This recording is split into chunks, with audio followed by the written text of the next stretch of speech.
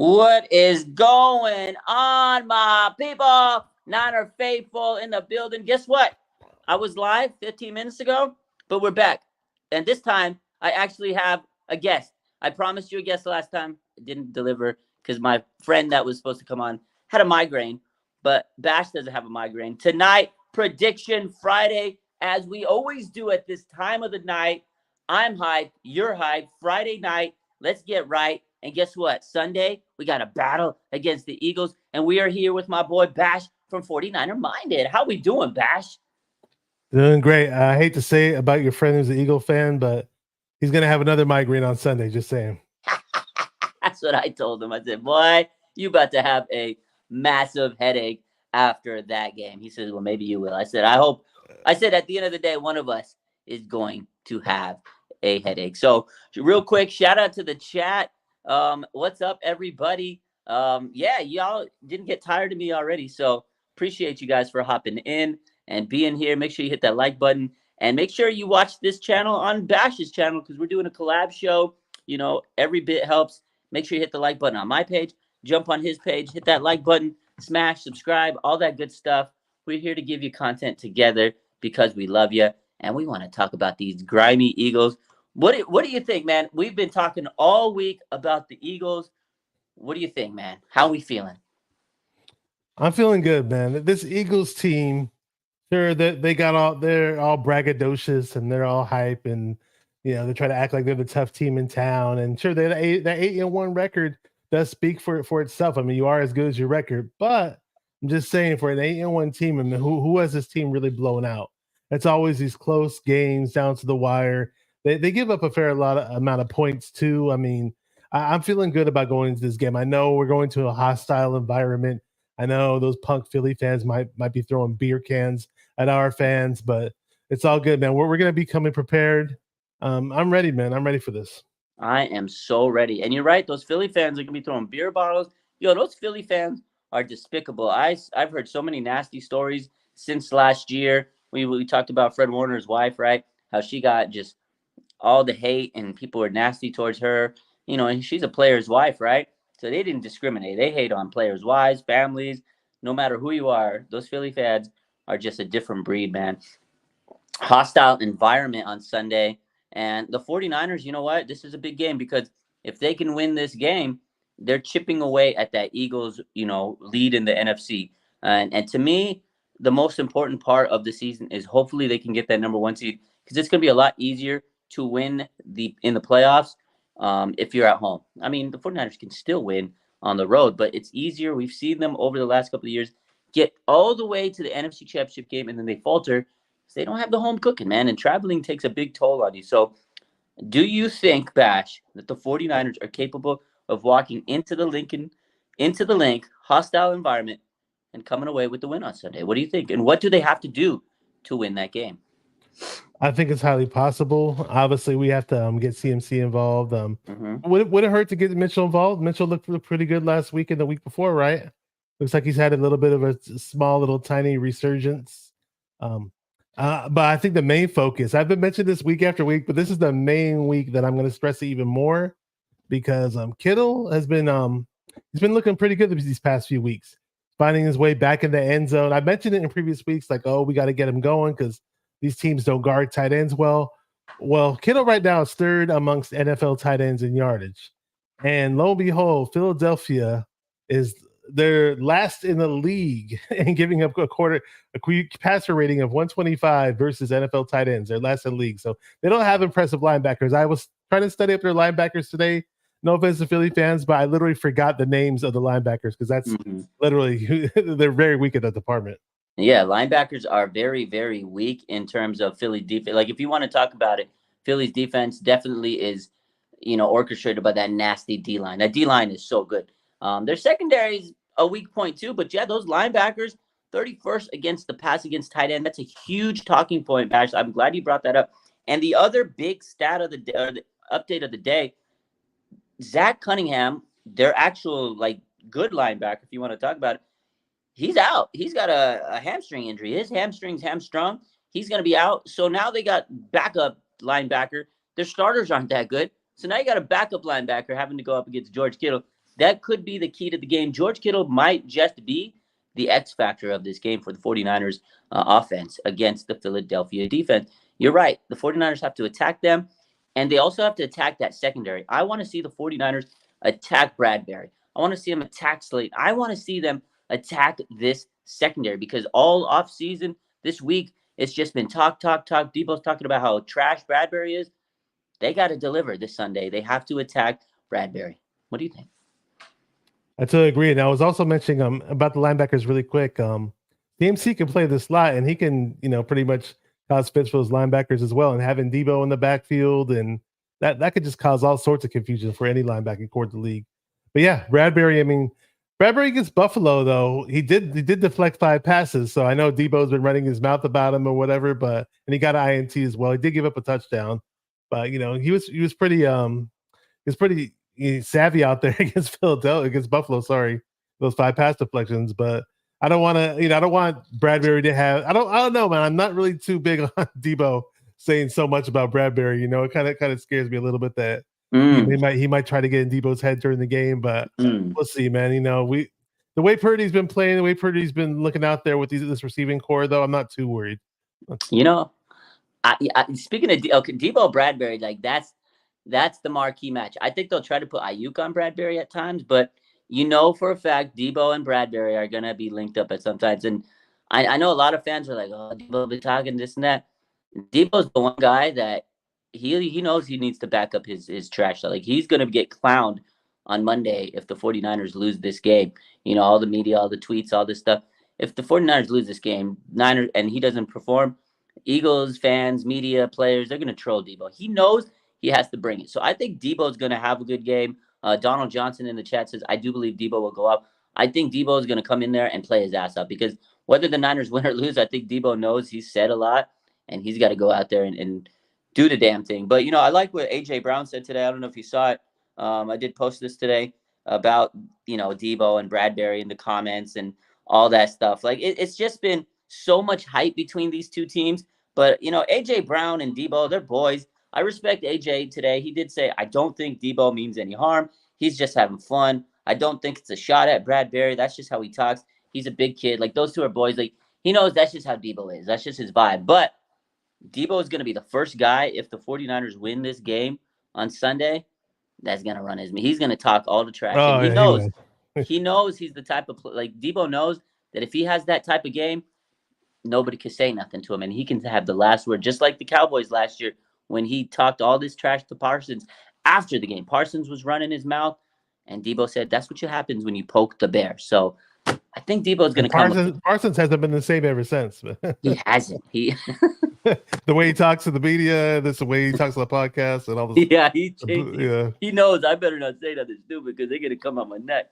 Debo made him learn a lesson. Speaking of, who was it? Hassan Reddick was saying that the 49ers, they're boo-hooing and crying and all this stuff. Yeah. And well, this is that's I guess as a Philly fan base and the Philly players, they took offense to us saying that, if Purdy played, things would have looked a lot different out there. And I think some people were saying that we would have blown them out or we would have definitely easily won. But I mean, at the end of the day, we played that Philly team with no quarterback. So of course we were gonna lose, if freaking, and even if Josh Johnson was healthy out there, that's barely having a quarterback out there even as well. Yeah, but Josh Johnson went down. We just literally had CMC trying to be QB. I don't know. It just sucked. It was a nightmare of a game. CMC and Juice, and that's what. Yeah. So let me get to that quote. Hassan Reddick on Facing San. This was Monday. As soon as the new week rolled on, Hassan Reddick said, "All right, let's start the week with some tea." He said, "Talk is cheap. They're gonna come back in the link. It was a lot of boo-hoos last year, a lot of crying, a lot of what if, a lot of this, a lot of that. They get a chance to come back in here, line that shit up, and prove it again." That's like I could rap that, But that's what he said. He goes, they get a chance to come back in here, line it up, and prove it again. But you're right. The 49ers didn't even have their backup quarterback. We had our fullback playing like quarter. So now the 49ers have a chance to come back and go out there and prove, like, yeah, you know what? Last year, if we would have had our quarterback, we would have won the game. And my boy Aaron, shout out to Aaron. What's up, Aaron? Super chat. He says, stand with Purdy. Hashtag backwards hat. Hashtag Purdy is elite. Hashtag backwards hat, baby. Bash, you got to throw it around. There we go. We can't. The audio. He turned the hat backwards, and we can't hear him now. Oh, I was muted. My Oh, you bad. were I was muted. just saying it looks funny when I do it though, but I did it for a quick second. You got to do But that was, backwards hat. I was really dumb when Colin Cowherd said that. I thought that was ridiculous. Can you Like believe that? he must have really been grasping for straws with material when he came up with that one. Like I don't know, the production team must have taken the day off or called in sick that day. I don't know. They might have, bro. Like that's why we wearing the back. We're backwards hat all day, man. Shout out to my boy Aaron, 49ers First Takes. I know you do a show with them. I do a show with them. Love that, man. Appreciate you. But Tomorrow, yeah, backwards hat gang for the win. We are wearing the backwards hat.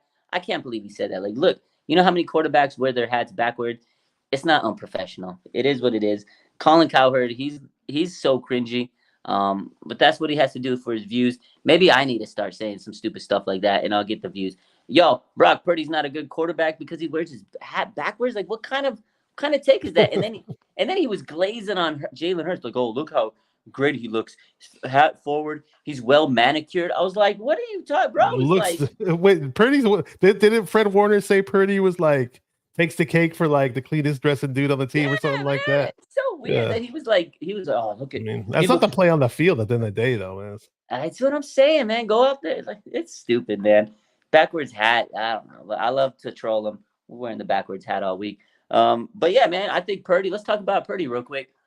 As we said, last year in the NFC Championship game, Niners didn't have him, and every player, every fan has sat here and said it would have been a bigger game, a different game if Purdy was on the field. What do you think? What do you expect out of Brock Purdy? There's a 90% chance of rain. He's played so good in his young career. He's 23 years old, and he's been so good for this team. Like, he's probably going to be the first Pro Bowl quarterback the 49ers have had since Jeff Garcia. And he's one of the he's on his way already in 2 years as being one of the best quarterbacks the 49ers have had in a very, very long time. Like, what do you think? What's your expectations for Brock Purdy on Sunday? Yeah, Brock Purdy is going to be out there with a chip on his shoulder. I mean, who was it? CMC said that. I think when they were telling CMC in that one game when Purdy had a perfect quarterback rating, he was like, "Oh wow, really? Oh wow, man! Like he's that's good for Purdy because people, he would say something like when people doubt Purdy, it just angers him and makes him play harder or something." So I know Purdy has it in him that people doubted him for this Eagles game and just in general, So I know he's going to be ready out there. The rain reports, I looked it up. The weather reports, it's from what I read, it's probably going to be. It said like rain and some drizzle, possibly during the afternoon hours of the game. It didn't give me a full hourly report when I looked it up on AccuWeather.com, but at least that's what it said a few hours ago when I pulled it up. So it may not be too bad. I was saying after that Cleveland game, man, in the future they better get like if there is a heavy downfall in whatever game they do play, they better get Purdy some damn gloves. Or they better throw a web football out there in practice and like I don't know if they do that. I don't know if they do that anyways, but definitely get him used to a web football, man, just in case. You never know. Yeah. So from what I see, okay, yeah, let's talk about that because Sunday right now there's a 90% chance of rain. For shizzle, gonna drizzle up in the fizzle. 90% chance of rain out there is what they're saying. But I think maybe by game time it shouldn't be raining at game time, but yeah. I don't know. Regardless, on AccuWeather it said 73% for the afternoon hours. So I don't know what the range was. Yeah. Regardless, I don't like there's gonna be wet conditions. I agree with you. Practice with the wet ball, but Kyle said they don't do that. They practice the same way. They sweat enough, whatever. I think they should practice with the wet ball, but what do I know? I think it's good to mentally prepare for those situations. Brock Purdy says he will wear a glove if it's raining, and he feels like he needs to. So I think Brock's locked and ready to roll and wear a glove if he needs to. But as far as Kyle Shanahan, yeah, he's just going to let him play his business as usual. I do get a little stressed out when the rain comes down when the 49ers play football because we've seen some stressful games over the last couple of years with, the rain and the 49ers. Here comes the rain again. Remember that one? Yeah. That was a good song. Look at that, my boy. You got that. Good song. What's up, Keeping the Faith? That's JD. Yeah. Shout out to JD Hawk Hater. He says, I'm keeping the faith. I heard this week they did not practice with the wet ball. Strange move. Okay, you heard that. Interesting. Yeah, that is strange. That's what Kyle said. He goes, we're not practicing, but it is what it is. At the end of the day, you got to make those plays. I don't know, man. I am nervous. Regardless if it rains or not, I'm nervous of this game. I think that's like the pulse of most fans. But are you nervous, Bash? Are you like stressed out about this game or what? This game more so than any other game this season. I usually don't get nervous during game week, but obviously throughout the week I'm okay. But when I think about playing the Eagles and how tough they are and how they are very, and like I said, they don't blow out teams, but they find a way to win in close games. And I haven't sat there and watched every single game and every single snap that the Eagles have played, obviously. But from what people say, I don't want this to be a factor at all. I hate to even bring it up right now, but from what people say, like, oh, the referees give them all the calls and they help them out. Hopefully the 49ers play a clean game penalty wise. And 49ers only had 3 penalties against Seattle, which is pretty damn good for this Niner team. And then I hate to say it, but at points in times this season, this Niner team has looked like the Raiders when it came to penalties. So we definitely can't be playing like that in Philly if we're going to try to win. Yeah, absolutely. I think that they have to play a mistake-free game, and they got to play a penalty-free game, because when you start making those tic-tac penalties and making mistakes, that's how you lose games, man. And especially in a game like this, both teams are very, very even. They're both equal. It's going to be down to the wire. These two teams have great offensive lines, great weapons on their team, good quarterbacks, good running backs. Like, top to bottom, both of these rosters are so elite. Good coaches. Just everything about these teams is tip top, and it's going to take one mistake here, one penalty here, one bad fumble here, one bad like just one little thing going the wrong way is going to change the complexion of this game. So you're absolutely right. You cannot make penalties. I feel like the 49ers have played better overall in terms of making those silly penalties the last couple of weeks, and they're winning. I mean, that goes hand in hand. They've won 3 in a row. They've cut down on penalties. They've played a lot better. Steve Wilks standing on business on the sideline, just communicating great. The defense has played good. They've cut down on penalties. Spencer Burford's not playing. I like Spencer, but Feliciano's been in. They're not getting those crazy penalties on the O-line. I feel right now they're in a good position, and I agree with you, Bash. If they can cut down on those penalties, sky's the limit on this Sunday. But I think the other key is the 49ers, if they have the lead, they have to be aggressive. You can't play the game where you're conservative and not play to just lose. You can't just sit there and say, okay, we got to play not to lose the game. I need Kyle to be aggressive. You got to score touchdowns. You can't hang field goals up there. You cannot let this team hang around, because Kansas City did, Philly did, and Buffalo did, and Philly came back and won both of those games, and they should have lost both of those games. So. Yeah, I agree. I know some people were watching the Seahawks game. In the second half, some people were tweeting out things like, oh, Kyle's being conservative. What's going wrong? And they were complaining. I'm like, what are you complaining about? We ate turkey on Seattle's field. We won 31-13. But I get it. We were, it was all gas, no breaks through the first half, right? That Seattle game.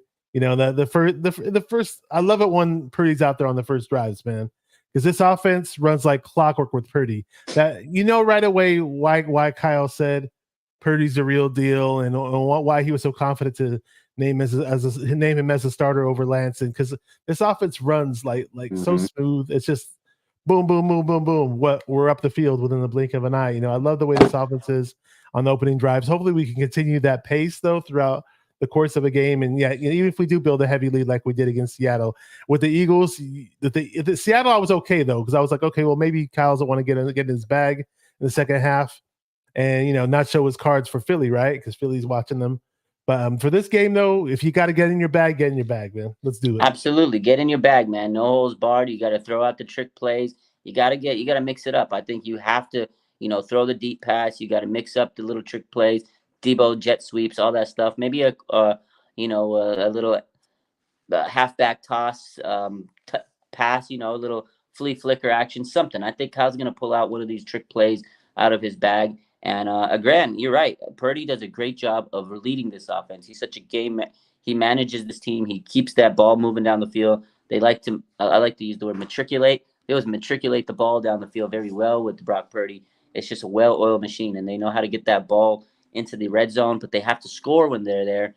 Kittle, like you said, use Kittle. Get him involved in the red zone. Get touchdowns. Brandon Ayuk has to have a big game if he wants to get paid. This is a game where they're going to look at the stats and say, holy shit, it's because of you, Brandon Ayuk. We won this game. How much money do you want, Mr. Brandon Ayuk? This is a game where Ayuk has to step in and use a separation and just dog walk those corners. I think this is a game where Deebo Samuel, he's been, talking, put the money where your mouth is. These weapons have to explode. I know CMC is going to be out there and do his thing, but everybody has to be on point. They got to throw the ball down the field. You can't play conservative. Go for the gusto, man. And I think Brock Purdy, is going to come in and showcase what we could have seen last year in the NFC Championship. So I'm ready for this game, Bash, but they have to, like you said, protect him, not make mistakes, and take the ball down the field. But the one thing Brock Purdy has to prove, if they do get to this point, is if they're losing, can he come back? Because that is still the question on everybody's mind. Because the 49ers, if they get off to a lead, you're right, they play so much better. They're humming. Their offense is, a little bit more fine-tuned because they can run the ball, keep the ball away from the other defense or from the other team, and that helps them win the game. But if they're not winning this game, which you never know, this is a tough game, man. Those two teams are very evenly matched. Can the 49ers do enough to come back? That's what we have to find out. And this could be a game where the 49ers are going to be really tested to the brink. Again, to me, this is what they call a measuring stick game. Both teams are playing the best team in the NFC. These are the best two teams, and they're going to measure up and see what they have against elite competition, because no team has played as good of a team as each other, and these two teams are basically as good as each other, if that makes sense. Very, very true. And I know you mentioned earlier about Debo. It's good that the 49ers are getting Debo back on those runs. We're not doing too much, but we're doing it enough to show that it's still a threat. And he's been successful on those little outside runs. He looks explosive, which is nice. And we did run some type of trick play where he was supposed to throw the ball, but that one didn't work. That one didn't work out too well. I know. I was like, hope, because he was trying to throw it to BA. I would have been so crazy to see a Debo to Ayuk Tutty. I was like, oh, it didn't work. But I think that they're going to try to pull this play out again, because I saw that. I was like, it didn't work. But it kind of was one of those plays, like it kind of just went under the radar. I think they're going to try that play again back. That you read my mind, because when I did say trick plays, I feel like that's what they're going to try to do, because they kind of had it, but I feel like Seattle kind of sniffed it out because Pete Carroll knows this team pretty good. And I was like, I think if Kyle changes it up just a little, it might work against the Eagles, because their secondary, I am not going to lie to you, it's just not as good as Seattle. Seattle's secondary is better. I mean, I know the Niners cooked them, but still, their secondary is better than the secondary of Philly, in my mind. They got some good young corners, but I think the 49ers, you're right. If they can get what's his name, Debo outside to the edges, it might happen. So yeah, it's nice to have that added effect to the Niner run game. CMC's a pretty fast running back. People miss the speed of Mostert, and they kind of wish we picked up a nice fast running back like Devon Achane or even DeAndre Swift. The Eagles have that nice speedy running back. CMC's almost there, but just not the pure breakaway speed. But it's nice to have that Debo element in the run game. And I was mentioning Elijah Mitchell earlier. It was nice to see him get back, because he's fast, but he's not like big time fast. But it was just nice to see him look fast again, Elijah Mitchell. And yeah, I mean, the Niners run defense and run offense is also obviously running really, really nice, but the Eagles are really good at stopping the run as well. So, I mean, we'll see how it goes when we try to run the ball on them. It's gonna be evenly matched. That D-line is sick on the Eagles. Very similar to ours, actually. Yeah, very, very, very similar team. Both of these teams got the best defensive lines in the NFC. Offensive line for the Eagles probably give them the edge, but the Niners' O-line has played good, and they got to be able to handle and hold that D-line in check. But they do have one guy that's been nursing an injury, Fletcher Cox. He's got a groin injury. He's supposed to come in and play, though. He's questionable, but that to me tells me he's probably going to play. We'll see, though. That's a big loss if they don't have Fletcher Cox. He's a great player. Lane Johnson also had a groin injury, but he said he's playing this week. He's not on the injury list. What's up with Philly and groin injuries, huh? But they're going to have a few more of them on Sunday. Does Lane Johnson still do that? It's that tush, all that tush pushing they've been doing. Exactly. I was waiting for you to bring up the tush push. Yeah, they saw that.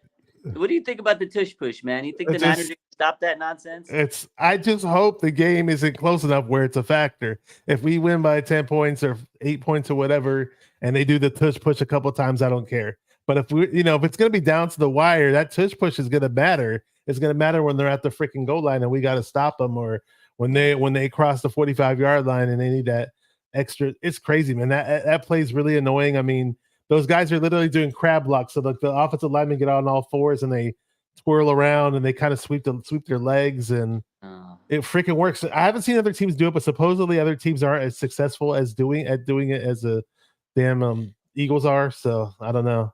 I hate that stupid play, dude. I can't stand it. I want to see the 49ers stop it in like a critical junction and be like, oh I think we're gonna stop it at least once. I think we'll stop it at least once. I think we might. My man Channel 49 says the tush push will be shushed on Sunday. I swear. I want to see Fred Warner like stop it, and everybody's like, "Oh my God, the Fred!" Like that would be an MVP, like a Defensive Player of the Year moment. I want to. I'm so tired of this play, man. So tired of this play.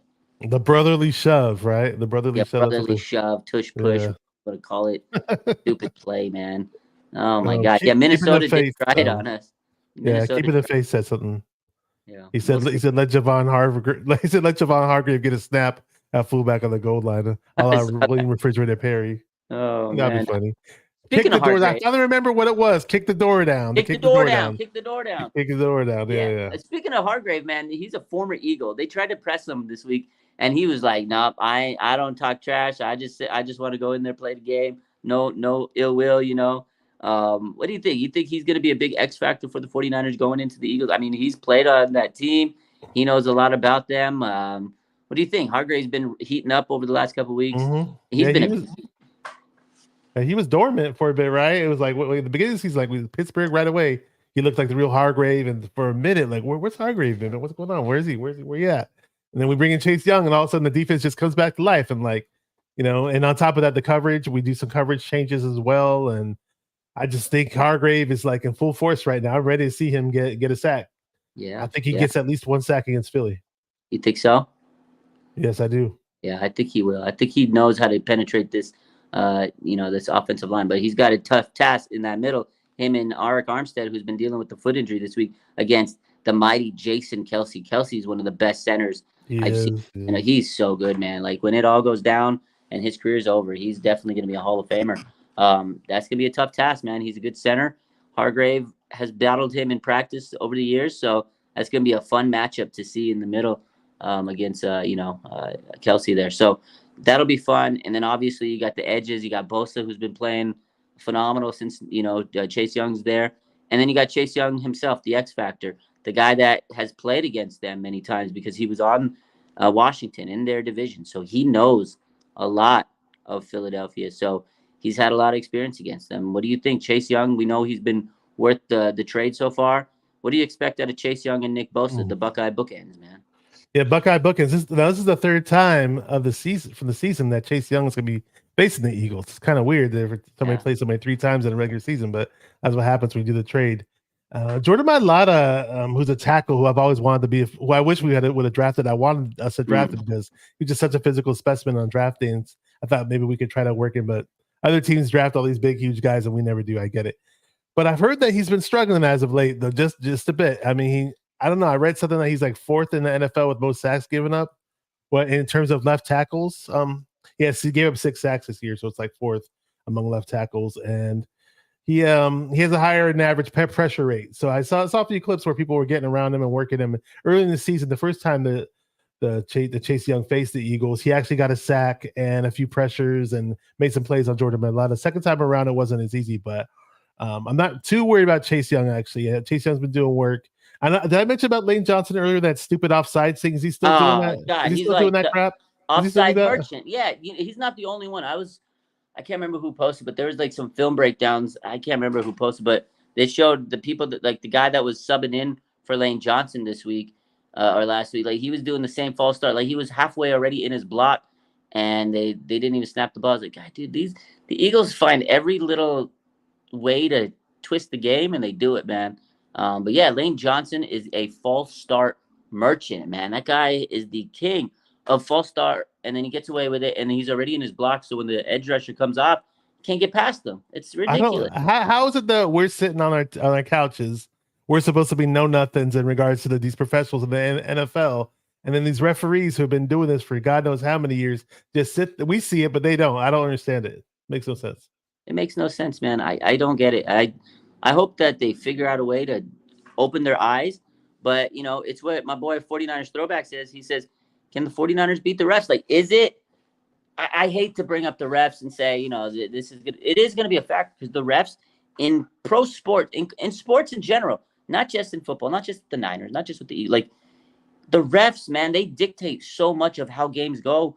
Do you think this is going to come down to a bad call by the refs? I hope to God it doesn't, Bash, but What do you think? Do you think the refs are going to have a big influence on this game?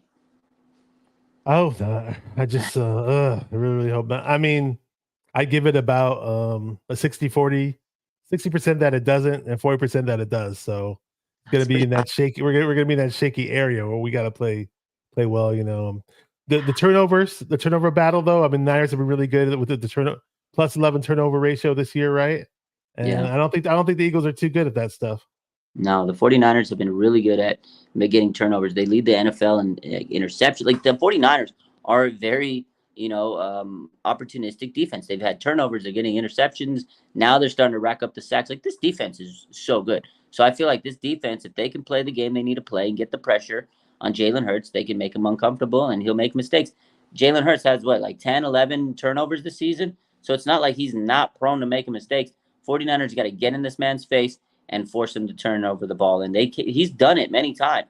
And I feel like the 49ers, if they can apply that pressure that they need to do, Jalen Hurts is going to be throwing pick cities. You got Fred Warner, who I think is going to have a big game. He's going to be the guy that's going to be shadowing Jalen, and he's going to have to contain him because, again, one of the other aspects of this game that the Eagles have, that the 49ers have struggled over the years, is mobile quarterback play. Mobile quarterback play has been a bugaboo for the 49ers for a long time.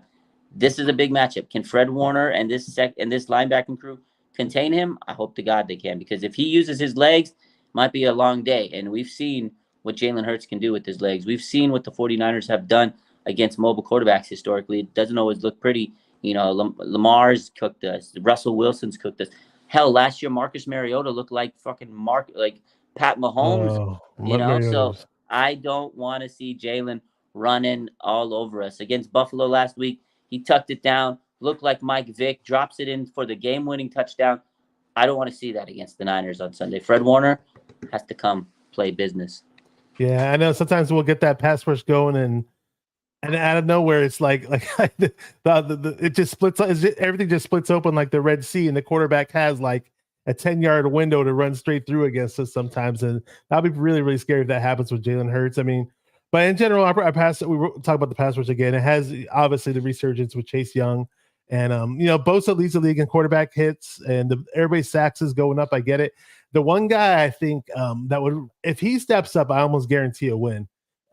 It's the X factor of the pass rush is Randy Gregory. If we get something extra out of him, then we'll just elevate to the next level. I'm like when we first got Randy Gregory, first game he got a sack. I get it, and almost like from the other games outwards, it almost seems like you're getting like Omenihu or Ibukam or Jordan Willis type production, which isn't bad. I'm not saying But it's that's bad, what you want. I just want a little more. I just want to see a little more, though. I just want to see a little more. But see, when they signed Randy, that's what I thought they were getting is because that was my whole thing this offseason is, hey, you're getting rid of Omenihu, you're getting rid of Jordan Willis, you're getting rid of Samson Ebukam. Who's replacing those guys? Like, they were important. They weren't elite level guys, but they were good role players. That's what the 49ers need. Nick Bosa is your superstar. He's your elite guy. Chase Young now is your other elite guy. Those are the type of guy. You needed another elite guy with Bosa. He couldn't do everything on his own. He was getting triple team, second, double team, chip block, every type. Chip like crazy. Now you can't chip him because if you double and chip him, Chase Young's coming for your neck on the other side. And I like Gregory. I think someone in the comments said he's a luxury, right? So that's the way I see it. Is yes, he's a good rotational guy, and he's going to give you that Omenihu type production, which was really good. There was times where Omenihu came up and made one of the big clutch sacks of the game. So I like that they have Gregory. He's better. It's because Drake Jackson was just not strong enough and didn't have the endurance to go out there and be a dominant factor. Like, he would have been a good rotational guy to have on the team. Unfortunately, his injury, but he's not the elite guy that Chase Young is on the other side of Bosa. And hey, if Randy Gregory can give us a little bit of juice, I'll happy. But I do like how he's playing. But yeah, if he becomes a big X factor in this game and you get more production out these guys, then hey, I'll take it, because this old line is tough and you have to keep those legs fresh, keep Chase Young fresh, keep Nick Bosa fresh. And Clelin Ferrell, that's another guy. He's kind of stepped up a little bit with Chase Young back in there too. I think this whole defensive line has really cooked over the last couple of weeks because of the Chase Young effect. 15 sacks in 3 games is crazy to me. That really has, that's the biggest stat that I was like, man, this guy really has changed the game. When it's contract season, he could just go to RSF 49ers and tell Lynch, look, check the stat out that I saved back. Look you remember when I made the 49ers have 5 sacks a week in 3 weeks? Run me my check. That's what he can do. I'm getting Chase Young paid. We're getting him paid, baby. We're getting him paid. When we post stats like that, we're getting these players paid. Trust me, I get players message me in the offseason. Hey, can you post some stats? I need a show. Like, they've actually used social media as a bargaining chip. It's crazy. Like, I've gotten messages from Jaquaski Tart. He's like, yo, his media team was like, hey, can you start posting some Jaquaski stuff? So here's some stats.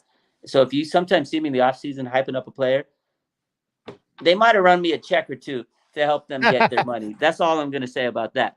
But I'm sorry, Drake Jackson. Sorry, Drake Jackson. Who? Hey, you would do it too. You could do better than me. You would do it too for a check. Yeah, it's my boy. We talked about Andre 3000 for like the last 3 weeks. I know. One more thing though about the pass rush that kind of scared me a little bit. In the Seattle games, I know we hit the quarterback. We hit the quarterback 12 times. And we had 6 sacks, right, against Geno Smith, which is great. But every now and then there was a breakdown in the pass rush where he had all the time in the world to throw, and he wind up and try to throw it deep down to DK Metcalf, and my heart would stop. Like, damn, this is scary. But thank God Mooney Ward stepped up, right? Mooney Ward was in his bag and he looking good. And what I'm trying to say is I don't want to see Jalen Hurts have these moments where he gets to wind up and have all day to throw it deep down the sideline. It'll look a little bit different. That's all. I agree, because Jalen Hurts is a lot better than Geno Smith, and if you give him time, he's going to make you pay, because that's just how he is. He's a little bit more accurate, a little bit more spruce on that ball when he throws it. So, and Mooney Ward, he stepped up. We talked about him, seatbelt.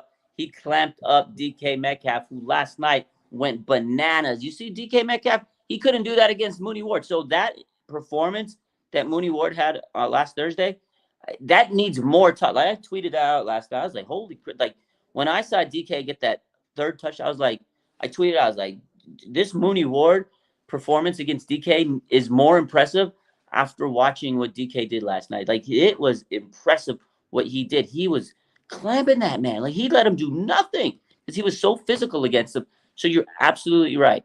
Mooney Ward was clutch last week because the 49ers did have some breakdowns, and Geno Smith did have some moments where he could have had a game-saving moment or a game-changing moment. But Mooney Ward, you got to give him every ounce of respect in the world. He's got to do it again this week, because you are going to have some moments where the pocket collapses. You're not always going to be able to put the pressure, and Jalen's going to drop, he's going to drop some bombs. And hopefully Mooney Ward can lock up A.J. Brown the same way he locked up. That's what I was going to say. Was he going to be on A.J. or on Devontae Smith? Probably I'm pretty sure he'll be on A.J. Brown, because he's similar body type in terms of DK. And, Mooney Ward's very physical. That's the type of guy.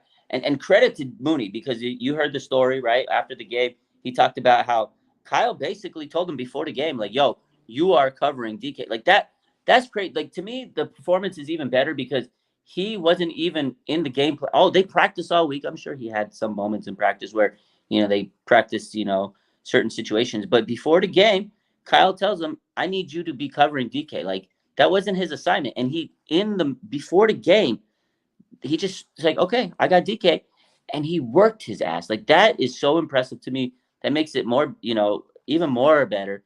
It just makes it even more special. More better. More better. What am I? I hope there's no English teachers on here tonight.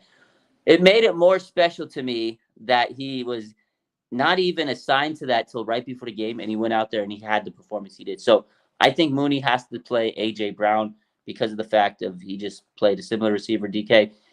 And that means my X factor for this game is Ambry Thomas, Devonta Smith. That is a matchup of all matchups, my friend. A.J. Brown is good, but his presence, he gets double teamed. He always opens it up for Devonta Smith, and that man has track speed. He's quick. He's a burner. Ambry Thomas is probably the fastest corner we have on this team, and he has to play tough. He has to play physical and not allow Devonta to go over the top and use that speed. That, to me, is the matchup of the night. Ambry Thomas, Devonta Smith. Ambry Thomas has played his ass off over the last couple of weeks, man, and I hope he continues.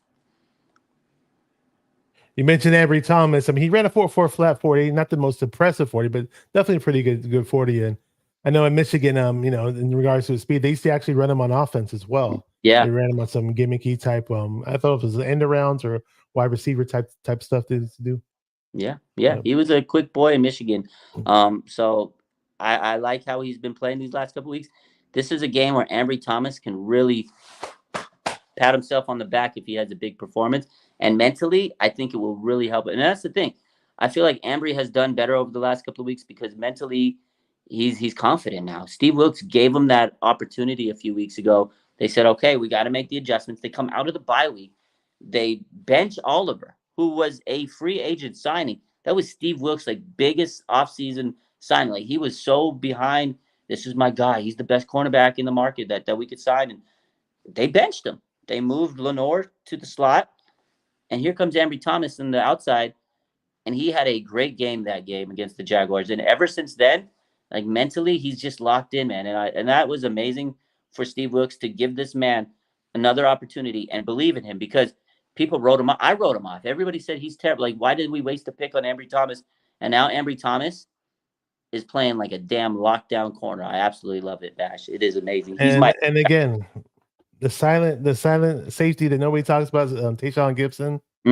Having himself a season. I mean, he doesn't get the huge big plays, but he's the reason why 49ers barely. I think the 49ers are league best in terms of giving up the least yards per reception. I had it written down in my notes, but if I could pull it up. But yeah, I mean, how often do you see the 49ers give up a deep pass? I mean, very, very rarely. So yeah, and having that safety back there helps a whole lot. And people were mentioning Jair Brown in the chat. Sucks that we lost Hufanga. Hufanga's one of my guys, but maybe we got something in Jair Brown, and we can you can touch on Zach Ertz after that if you want. Oh man, yeah. So Jair Brown, I love the young man. I think he's definitely a big star for the future. I mean, they didn't trade up for him for nothing. He stepped in well, but this is the biggest game of his career already in 3 games, and since he's had to take over for Hufanga, this is his biggest challenge, and I think he's going to have to really, really step up and be ready for the challenge, because they're going to test this 49ers defense deep. We talked about it earlier. They're going to really, really, really test them deep. And it's a big game for Jair. I think Jalen Hurts and this offense knows. Sirianni knows, hey, look, that's the weak link right there. He's a rookie. Let's test him out. This is a big game, man. Let's see what he can do. They're going to try to rattle this young man. And he was a gamer in college. He was a leader at Penn State. He's played some big games, man. So this is where the moment cannot be too big for him. We talked about a couple of weeks ago when we said the moment wasn't too big for him. I think Fred Warner mentioned that and this and that. This is the biggest stage, so hopefully the moment's not too big for him. According to Zach Ertz, now I know he got cut a couple days ago. Speaking of Zach Ertz from the Cardinals, he cleared waivers and he's free to go to any team. 49ers today, Kyle Shanahan said he did not put a waiver claim on him, so obviously he cleared. So 49ers aren't really looking into getting a Zach Ertz type player. They got George Kittle. He's tearing it up like you mentioned earlier. He's one of the top tight ends in the league. I think they're happy with their tight ends. But I feel like this is a guy that somebody's going to snatch him up. I think maybe the Ravens, because they need tight end issues, help because Mark Andrews is out. Keep an eye on him, but I don't think the 49ers are going to go after him. Eagles might. Goddard's been dealing with the forearm issue, although he's coming back next week against the Cowboys. He's doubtful this week. But it is interesting to keep an eye on this guy. He's definitely going to be one of those players that I'm sure that we'll see in the playoffs somewhere, somehow. Mm-hmm. He's a good player. But yeah, the 49ers did not pick up a claim from according to Kyle Shanahan, and he's free to sign. What do you think about him? Yeah, I thought it would have been nice to have him team up with Kittle. I don't know if Kittle, but then again, Zach Ertz maybe didn't want to take a back seat, to Kittle, and I don't know how much money he was asking for. So then again, that could have gotten in the way. But sure. Charlie Warner caught a pass right against the Seahawks. He did. Yeah, he did. These other tight ends ain't doing nothing, but it's the George Kittle show. And speaking of tight ends, I'm glad you brought up tight ends, because last year against the Eagles, we saw the issue with the tight end blocked Hassan Reddick. It didn't happen. Tyler Kroft. Yo, man, they can't be doing this season. Kyle can't be doing this, Bash. They cannot chip out Hassan Reddick. They need to handle business against Hassan Reddick. I don't need to see him doing this shit out there with his thumb. I cannot see this man go out there and be chipped by a tight end. Please. I got PTSD watching this game again the other night. I was like, oh, I watched it again, and I turned it off after the first quarter. Yeah. I didn't watch the game again. You're way better than me. I couldn't rewatch that game. I could not. But I definitely saw the play again where he hit Purdy, and something in my back of my head told me I'll get so mad if this asshole tries to pull that off again. If he had the nerve to hit Purdy in the elbow and the arm again like that, that would just make me go nuts. So hopefully we don't see that. And I believe last year when we played Reddick, we didn't scout him properly. I mean, he disregards the run. Any run fake is nothing to him. He just goes straight to the quarterback. Yeah. Yeah. I was mentioning the 49ers pass defense really. I'll just the stat breakdown really quick. So 49ers are fourth in the NFL in terms of passer rating for their secondary. It's 77.1 in the NFL, which is pretty good. So basically top four. And number one in the league in interceptions. Everybody knows that, 15 interceptions. And I mentioned the yards per catch. So they're second in the NFL, giving up the least yards per catch, which is 9.3 yards. So it's good to know about the 49ers pass Pretty defense good, to secondary. Pretty good for a secondary where Niner fans were banging the table. Oh, we need to trade for a cornerback. We need to do this. So we need to, and I'm like, I was telling a lot of people, like, I've always been a pass rush first guy. Yeah. If you get that pass rush right, your average cornerbacks are going to become good, So that's pretty much where we're going right now. That's the thing. Their secondary was having too much pressure on them. Now you have a great offensive or defensive line, and they're generating pressure, making quarterbacks make mistakes because of all the uncomfortable situations they find themselves in, and it helps out a secondary. Not to say that they couldn't benefit from another good secondary player, but they still would have had more pressure on them. And then cornerback's such a hard position to play, especially nowadays with how the offensive game plans are and how the league favors offense, and those players and wide receivers. You can't even touch them, man. Like you watch games from 10 years ago, the big hits, the strappy secondary holding on, grabby. Like Richard Sherman was a physical corner. He couldn't, like Darrelle Revis, those guys, they had an island for a reason because they could not be, out physical, like out mustered. You know what I mean? So the game's changed, man, and that's why I hate sometimes when players like when Lenore get. I'm me. I'm a Lenore guy. He gets discredited. Lenore's terrible. He's not giving up big plays. He gives up like small plays here and there.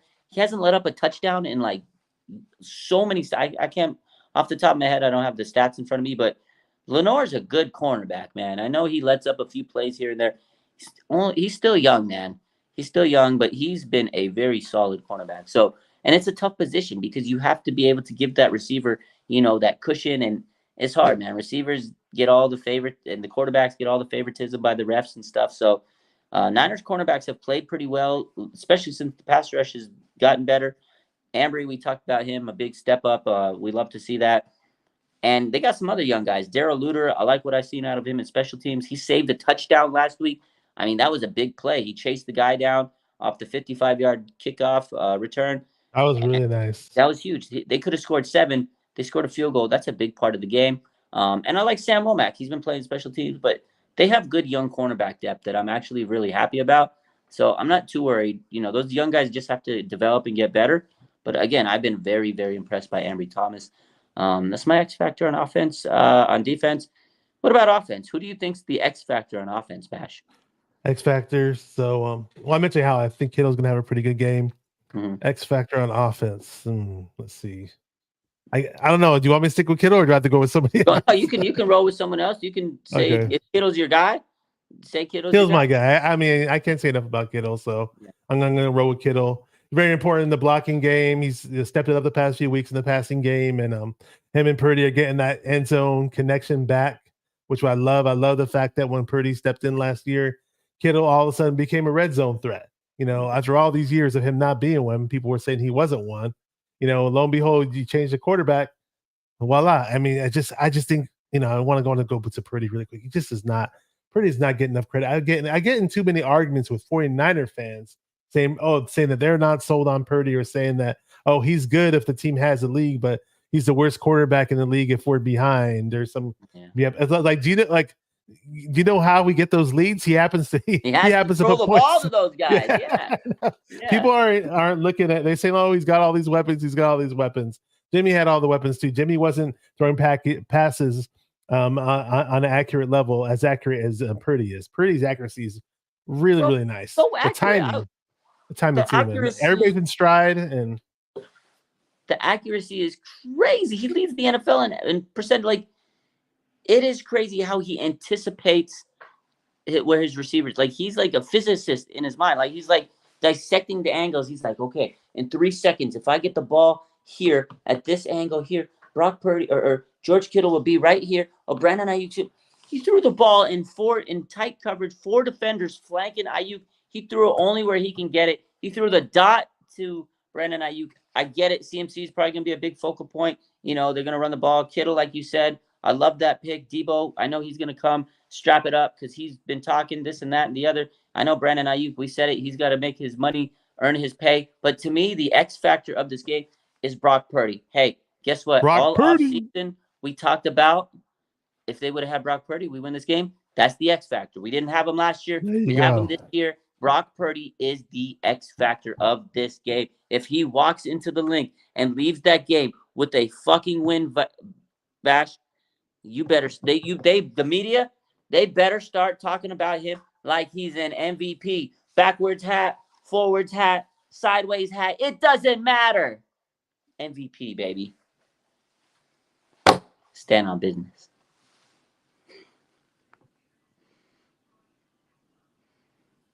Now his we can't hear him. I always do that. I always do that when I get too excited. The people that don't appreciate Brock Purdy, this guy, Brock Purdy, man, he how many quarterbacks in the league, or how many Niner quarterbacks in the league have we seen? Forget the elite quarterbacks in the league. I'm talking about our quarterbacks. How many Niner quarterbacks have you seen complete passes with guys in his face or him? The moment he throws the ball, boom, he takes a big shot. Yet that throw that he made when he took that big shot was on time. It was accurate. You name it. And it's just this guy does not get enough credit. I don't understand it at all. It's just the weirdest thing. You know, we really have something special, I think, in this guy. And I doubted him because he got hurt and all this other stuff. But you know, he came back. He had that miraculous speedy recovery. I thought maybe you might see a drop off in arm strength or whatever.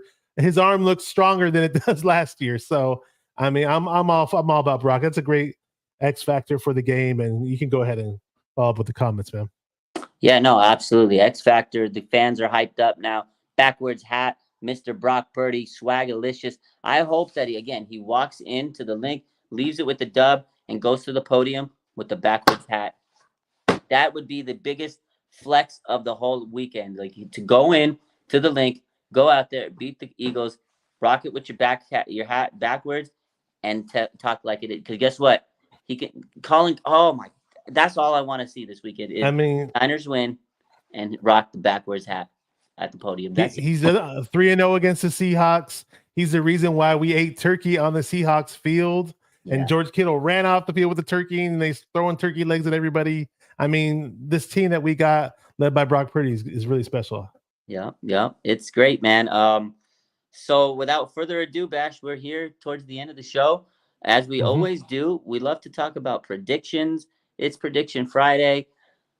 What do you think, man? What's your final score? We've been talking for an hour. What's your final score of the game, my man? It's going to be a close one. I don't want – now some people are saying that we're going to be scoring up in the 30s like we normally do, the dirty Purdy 30, as I like to call it. I love to see that, but Philly is a tough team. They got that tough D-line. It's not going to be easy. Nick Sirianni's got a bunch of tricks up his sleeve. They got that stupid brotherly shove, the tush push, whatever you want to call it. Some people call it the ass smash. 25-19 25-19 Niners. You know, it is going to be semi-close, but we're going to find a way to pull it off. And Purdy's going to be wearing his hat backwards. He's going to come out victorious. And yeah, that's my score. Some people call that ass smash. The ass smash. Oh my the god! Tush push. Yeah, tush push, ass smash. Oh my god, that's the funniest thing I've heard all day, bro. The ass smash.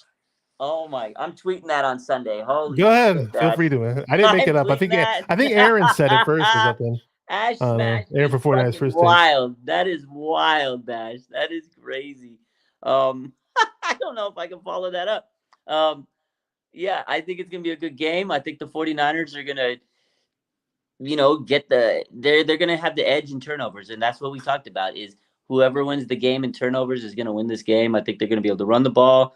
They got to control the time of possession and line of scrimmage, all that, yada, yada. Play not to lose the game, but this is Philly, man, in the link. It's going to be a hostile environment. I hate to do this to you guys, but I think the 49ers win this game on a game-winning field goal, and everybody's going to praise Jake Moody after this game. I feel it in my bones. It's coming down to a field goal. It's 24-21 Niners, and we are going to sit here and praise Jake Moody all week after this performance. I feel it.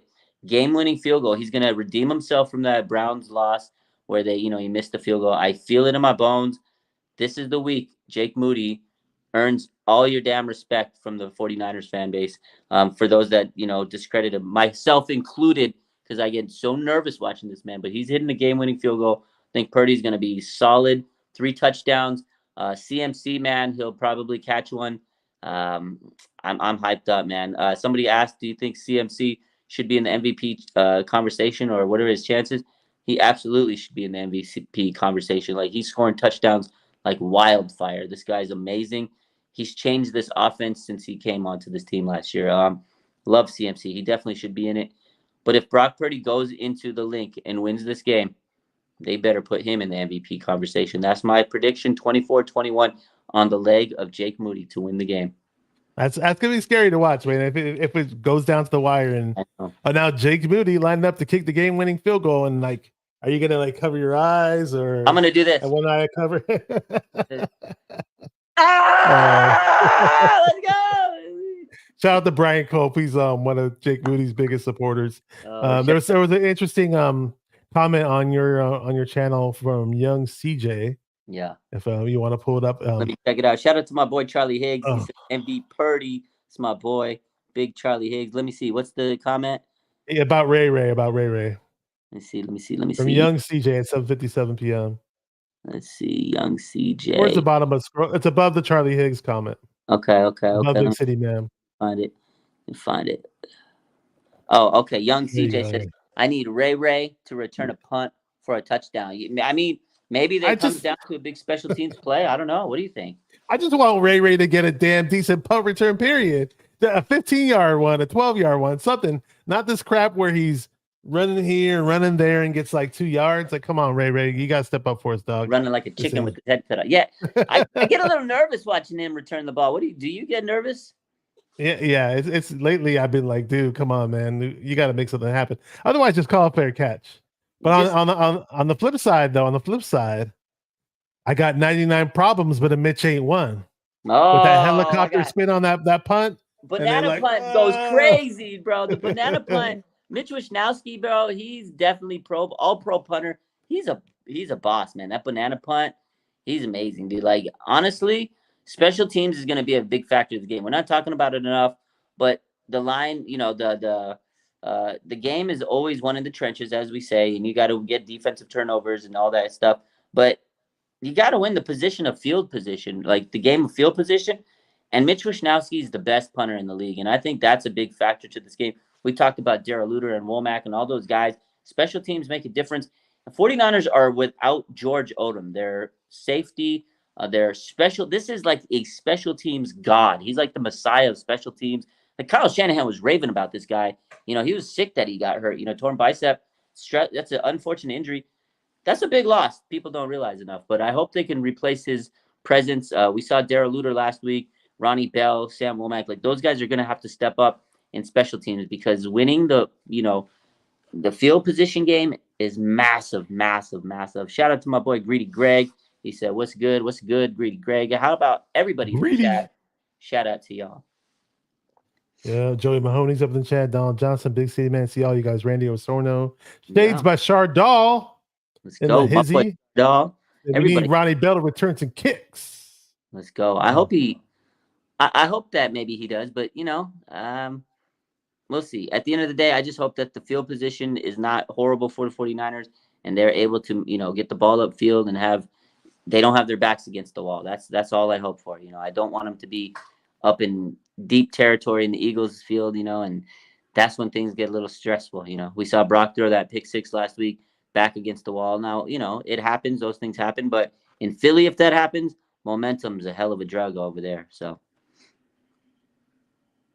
Yes. So, as far as bowl predictions goes, and I did get my score prediction. I get that. I'm gonna say a three tutty day for Brock Purdy through there. Okay. 3 touchdowns for Purdy. I like it. 3 touchdowns for Broccolus Purdy. I like it. I think that's a good bold prediction. My bold prediction, I already told you. I think Jake Moody's gonna hit the game-winning field goal. You can't get any more bold than that. 49ers going to get this dub. I hope so. I hope next week we're talking about, 49ers, how great that win over the Eagles was and going into the next week. So I got Bash real quick before we go. I'm going to give you the mic because you got something to say here real quick. So go ahead, take the floor, my boy. Yeah, thank you, Raj. Appreciate it, man. And again, shout out to everybody in the chat. You guys are awesome.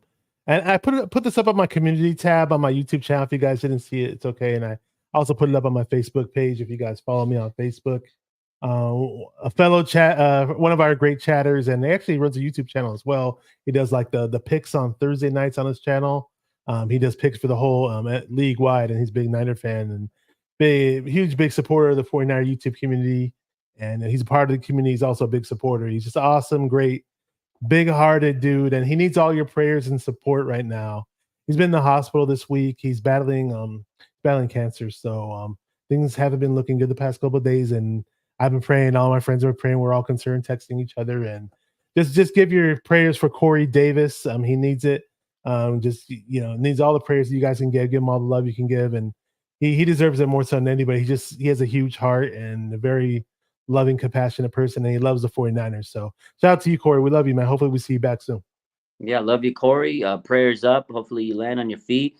Let's hope the Niners get this dub for you, man. Good stuff. And yeah, prayers up to you, Corey. Hopefully everything's getting better. And yeah, Bash, anything else you have to say for the night?